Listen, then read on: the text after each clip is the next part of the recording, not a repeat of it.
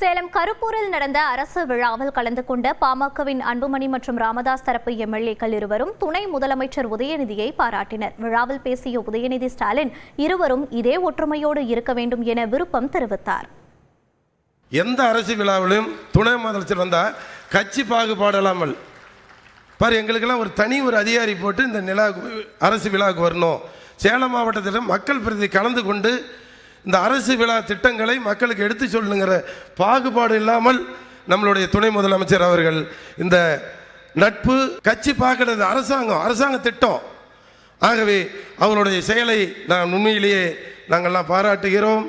அரசு நிகழ்ச்சி என்பது அரசியலுக்கு அப்பாற்பட்டது. அந்த அடிப்படையில் இங்கே துணை முதலமைச்சர் அவர்கள் எங்களெல்லாம் அழைத்து இந்த நிகழ்ச்சியிலே மகளிர்களுக்கு வழங்கக்கூடிய இந்த நல்ல பல திட்டங்களை நம்ம அனைவருக்கும் கொண்டு சேர்க்க வேண்டும் என்று உன்னத நோக்கோடு செய்து கொண்டிருக்கிற இந்த நிகழ்ச்சியில் அவர் நாங்கள் மனதார பாராட்டுகிறோம். 2 சட்டமன்ற உறுப்பினர்கள், அவர் நம்முடைய இயக்கம் கிடையாது, நம்முடைய கூட்டணி கட்சியோட கிடையாது, இப்போ கிடையாது.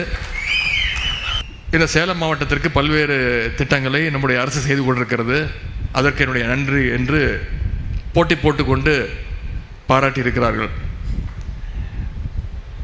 ஆனால் ஒற்றுமையாக பாராட்டியிருக்கிறார்கள்.